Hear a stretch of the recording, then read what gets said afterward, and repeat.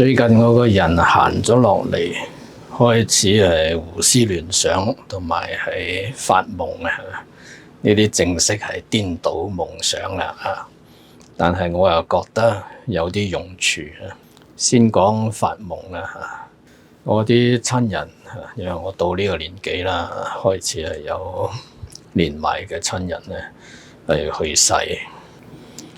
難免係有悲哀嚇，亦都有一啲自己發明嘅儀式嚟到係紀念佢哋。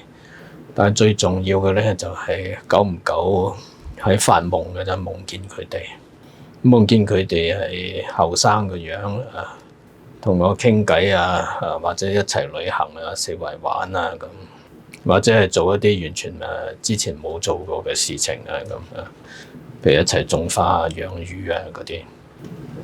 跟住咧就令我忽然間醒覺啊！呢個真係醒覺嚟嘅。喺夢醒嘅時候就即刻係諗到點解以前我跟師傅學密宗嘅時候，師傅第一個教我嘅法咧就係長壽佛法啊，即係修長壽法。咁我嗰陣就話，因為我以前係學禪宗嘅，咁禪宗係講頓悟嘅，立地成佛啊，明心見性。咁修長壽佛法係有咩用咧？咁當然後來會稍為明白，原來長壽佛咧喺我嗰個宗派入邊咧係同阿彌陀佛係同一樣嘢嚟嘅，只係唔同嘅示現。咁阿彌陀佛啊，大家喺修行都知㗎啦，接引去淨土最快嘅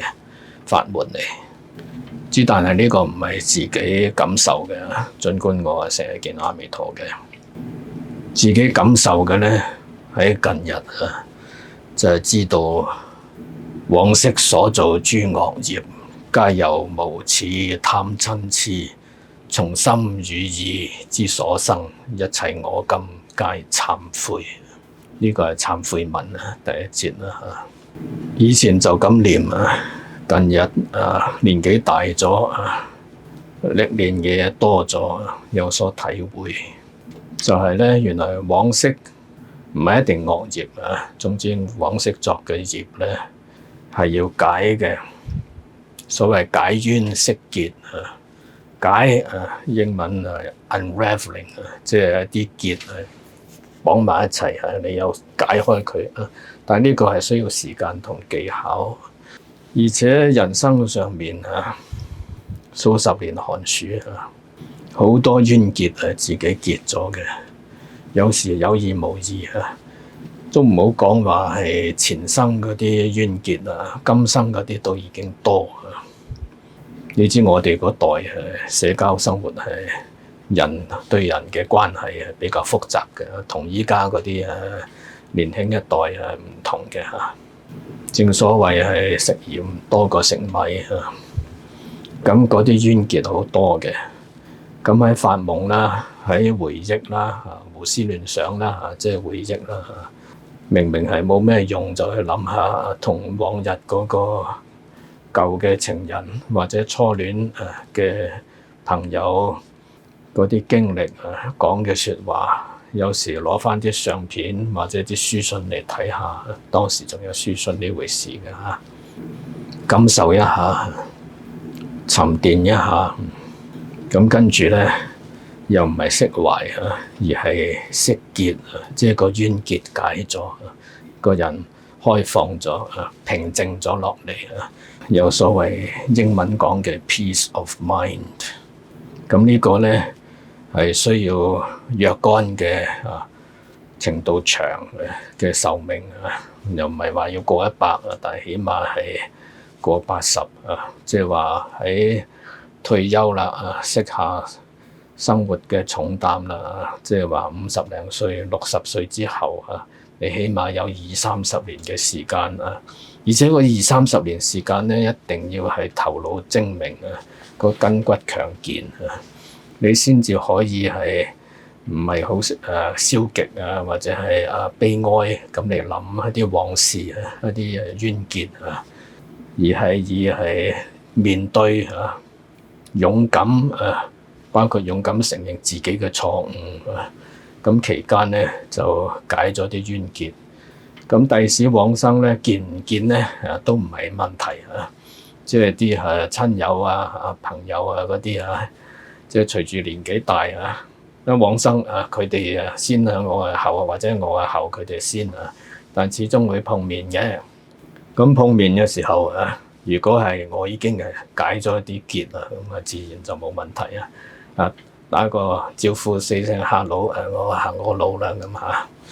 咁呢啲就係修行要壽命要長啊！呢啲係指冇乜作惡嘅情況啊。如果係作惡嘅咁譬如話係呃人錢欺騙咗人感情背信棄義賣友求榮背叛師門嗰啲即係4字成語就講不停啦但係冇得個講字要做得嘅喺古代大概晉朝到啦，喺《世說新語》有個記載嘅有一個人叫周處處女個處當然處男都係用呢個處但係處士都係用呢個處即係唔做官嘅讀書人叫做處士。咁周處咧就係一個小惡霸嚟嘅，其實係大惡霸，四圍蝦蝦霸霸咁咁啲村民咧有一日大概古仔係咁啦就想佢死嘅咁就講俾你聽咧，嗱你點威點威話要改過受人歡迎咁我哋南山有隻大嘅吊睛白額虎成日食人嘅搞到人唔敢去斬柴另外咧喺橋底有條蛟龍即係類似係大鱷魚嗰啲啦又成日食人嘅搞到啲人唔敢去捉魚睇下你有冇辦法去對付佢哋咁。咁周處想改過自新喺鄉間受人歡迎，咁於是上南山就打老虎啦今晚打老虎講網大老虎，咁終於成功啦咁跟住咧就落河就打蛟龍啦即係殺鱷魚啦做鱷魚先生啦點知鱷魚係比較難打嘅人始終唔係喺水入邊嘅生物啦係嘛？因為前鬥咗好耐好似3日3夜定10日10夜啦咁啲村民就個個好開心今次終於除咗害啦。咁點知周處就係走咗出嚟浮咗水話條鱷魚俾我整死咗咁。之後啲村民有啲唔開心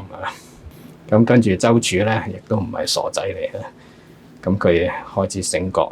原來啲村民當初係慶幸我係同條鱷魚即係蛟龍同歸於盡，依家見到我生還又唔開心啦咁。跟住佢做乜咧？就係改過自新，跟住啲鄉民就歡迎翻佢。之後佢就係獲得提拔就做咗官嘅。咁呢個就係周處除3害，就最重要就係最後係除咗自己嘅惡業，改過自新，就唔係立功。立功當然重要為民除害打老虎殺蛟龍嗰啲。但係最重要就係將自己改過，咁呢個咧亦都係解冤釋結咁呢啲咧就係佛法嘅世俗義啦，係嘛？即係條命長就可以解冤釋結咁佛法嘅聖義即係真係究竟嘅義理又係點嘅咧？咁今次就唔係open question 咁留下次先講啦，今次直接講啦咁其實個聖義咧就係無善無惡嘅，六祖慧能喺《壇經》記載嗰陣講嘅無善無惡，所以就唔好話咩個人做咁多惡業都冇惡報嘅咁你有呢個心就弊。你就係想人死嘛，係嘛？想人仆街嘛？呢個心就係惡毒嘅貪嗔痴嚟嘅。如果你有呢種諗法咧普通人我梗係唔理你啦，一笑置之希望日後你知道，如果你係我親弟子咧，我即刻會趕出門庭。你點解唔希望嗰啲惡人係改過自身，好似周處除三害咁啊？最後自己改過啊，除埋自己個害啊，而係希望啲惡人有惡報啊，睇人仆街最開心啊！嗱，呢種心就唔要得嘅，唔係修行人嘅心嚟啊！所以如果我啲弟子係咁咧，我一定趕佢走嘅，醒醒定定先返得嚟。咁所以千祈唔好啊，諗都唔好諗啊！即係點解個人做惡業啊，做咁多事，偷呃拐騙啊？我哋俗話叫做老一輩啦叫做殺人放火就金腰帶啊，修橋補路就冇屍骸啊！即係殺人放火嘅發一達啊，有條金腰帶嘅四圍炫耀啊！修橋補路做好事咧就係遭遇橫禍啦，屍骸都揾唔到可能俾老虎食咗俾洪水沖走咗咁。咁呢啲係哀嘆嚟但係我哋千祈唔好諗即係諗都唔好諗即係點解個人做咁多惡業有惡，本來就有惡報噶嘛點解會係有善報嘅又發達，又子孫滿堂，又受人歡迎又成為社會名流咁呢個諗都唔好諗因為呢個會污染你嘅心靈㗎。我用4句偈嚟結束就係諸惡莫作，眾善奉行，自正其意，是諸佛教咁呢個係七佛所說嘅偈啦。諸惡莫作就眾善奉行，大家修行嘅係咪都會知啦，係咪做就唔知道但係最重要係自正其意即係呢啲嘢你唔好諗你先清淨自己嘅心意呢個就係諸佛所講嘅是諸佛說或者是諸佛教，亦即係話咧你呢啲咁嘅貪嗔痴怨毒嗔恨見到惡人有善報就憤憤不平嗰啲咧，係需要時間嚟到調解嘅嚟到係解冤釋結嘅咁呢個點解我哋修行人咧係要追求長壽唔係話要睇個世界，係要睇清楚自己嘅心性